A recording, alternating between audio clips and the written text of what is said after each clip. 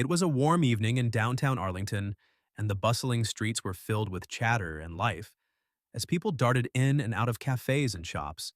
Elijah Grant, a decorated Navy SEAL on leave, strolled casually down the sidewalk dressed in a simple gray t-shirt, well-fitted jeans, and sneakers.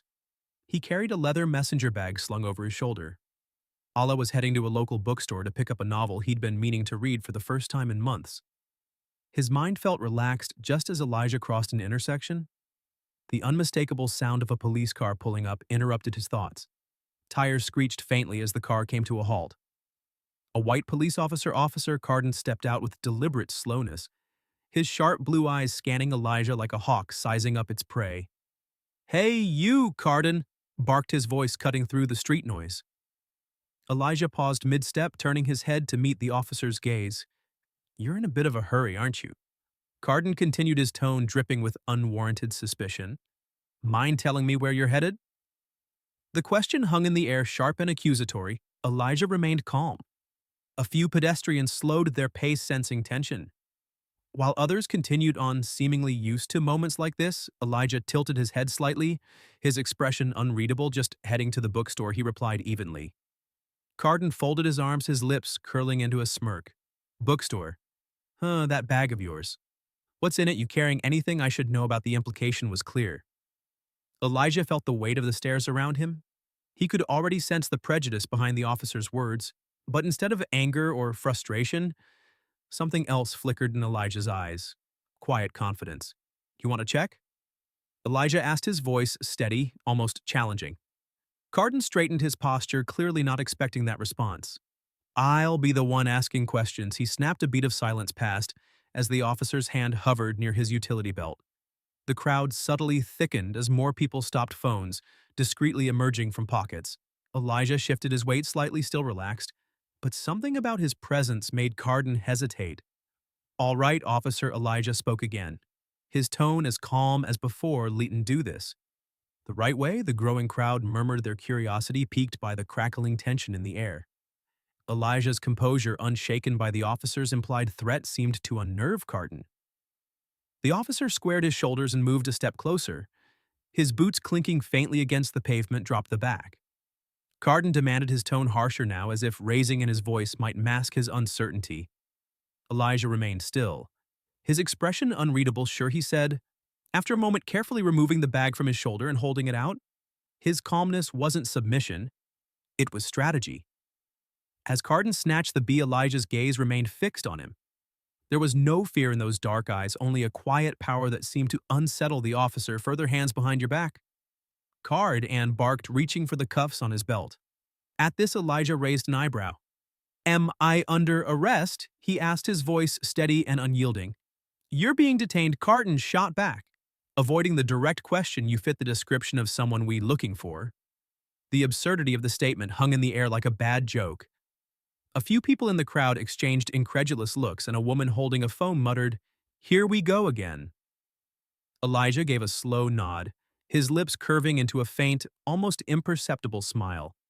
"All right, Officer Carden, let me help you out," he said. Stepping closer but keeping his movements deliberate, Carden stiffened, his hand hovering near his holstered weapon. "Stay right there." Elijah stopped, raising his hand slightly. "Relax. I'm just giving you my ID." He reached into his back pocket slowly and pulled out a small, sleek card holder from it. He extracted his military ID and handed it over. Carden hesitated, glancing down at the card. His smirk faltered for the briefest moment as his eyes scanned the name. The rank and the words, "United States Navy SEAL," etched onto the ID. "You still think I fit the description?" Elijah asked, his voice as calm as ever, but now edged with subtle amusement. The crowd, sensing the shift, leaned in closer.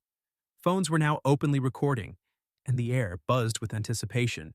Carden, clearly flustered, clenched his jaw and tossed the ID back to Elijah. "This doesn't mean you're above suspicion," he muttered. "Stay put while I check your back." Elijah crossed his arms, a small smile playing on his lips. He didn't say a word, but the look in his eyes said, "Enough, go ahead and try to dig yourself out of this hole." As Carden unzipped the bag and began rummaging through its contents, Elijah took a small step back. His calm demeanor was now laced with a quiet confidence that felt almost theatrical. "Make sure to show everyone what you find." Elijah said, gesturing toward the growing audience. The tension in the air was almost palpable as Carden crouched, slightly pulling open the zipper of Elijah's leather messenger bag. The crowd leaned in, their phones trained on the scene. Like paparazzi catching a scandal inside the contents of Elijah's bag, were tidy as though arranged with military precision. A neatly folded book, a stainless steel water bottle, and a sleek black laptop sat side by side. Carden hesitated for a moment, his fingers grazing the book before pulling it out. "What's this?" Carden demanded, holding up the book as though it were contraband.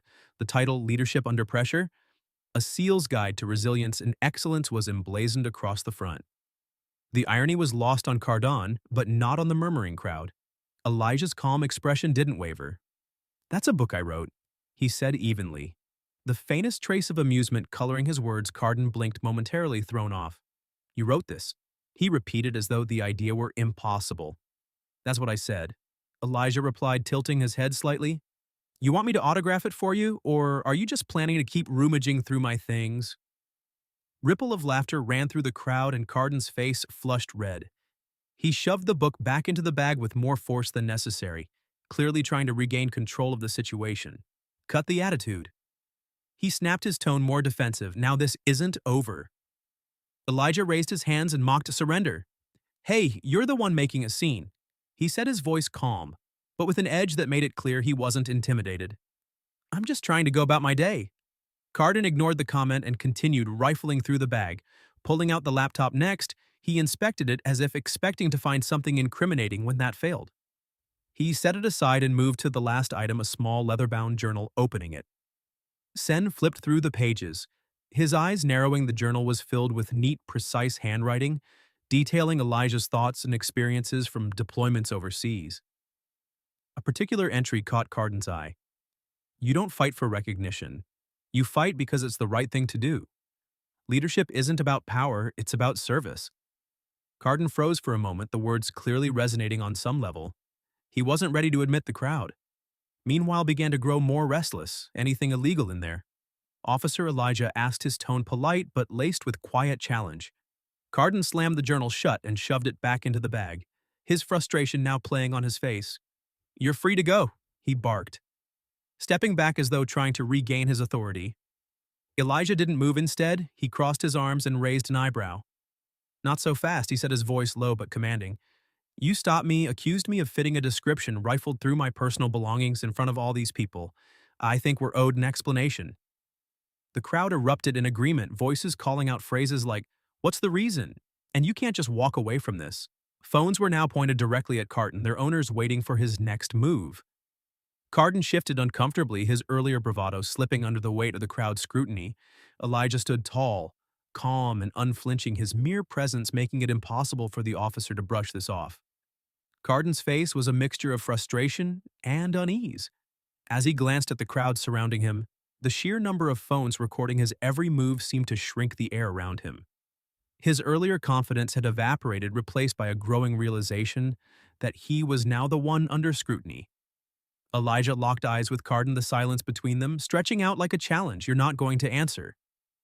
Elijah asked, his voice carrying effortlessly over the murmur of the crowd. "What's this description I supposedly fit?" Carden opened his mouth, but no words came out. The truth was glaringly obvious to everyone watching. There had never been a description, just an excuse, so let me guess. Elijah continued, his tone still calm but now tinged with sharpness. "Black man walking down the street, minding his own business, that about sums it up, doesn't it?" The crowd erupted into a mix of gasps and murmurs, the tension building with every passing second. Carden's jaw clenched as he struggled to find a response, but Elijah wasn't finished, you see. Officer Elijah said, taking a step closer, "What you just did wasn't about keeping the streets safe. It was about power. You thought you could humiliate me, intimidate me, maybe even escalate this into something worse, but you didn't expect me to stay calm? Did you?" Carden's face flushed red, but he remained silent. "You didn't expect me to be a Navy SEAL." Elijah continued, his voice steady but piercing. "You didn't expect me to have the discipline to stay level-headed, or the experience to see through your game." The crowd hung on every word, some cheering softly, others nodding in agreement. Elijah turned, slightly addressing the growing audience. "This isn't just about me.